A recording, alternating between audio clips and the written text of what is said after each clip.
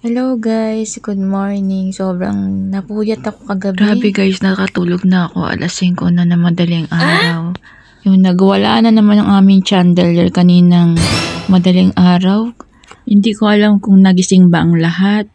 Around 2 o'clock. 2:28 o 2:27 nangyari. At tapos sumunod, lumindol na naman ulit ng malakas. So yan yung nakuhanan kong video sa akin chandelier. Yun yung pangalawang beses. Kasi yung pangalawa medyo malakas na yun guys. Gigising ka sana ng alas 6 ng umaga. Inapaaga ang gising namin. Medyo mga amo kong tulog mantika ay nagulat din sila dahil nga malakas yung pangalawa.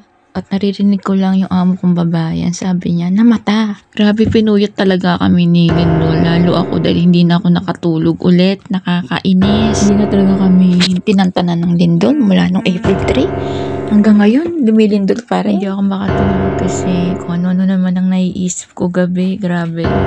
Paano ba naman? Isang buwan na atang lumilindol dito sa Taiwan. Hindi na kami tinantanan ng lindol.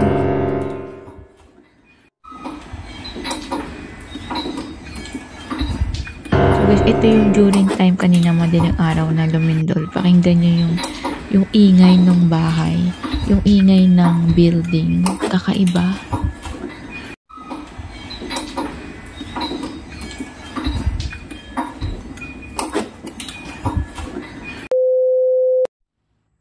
Tapos, ito naman yung pagkatapos ng lindol, binidyohan ko din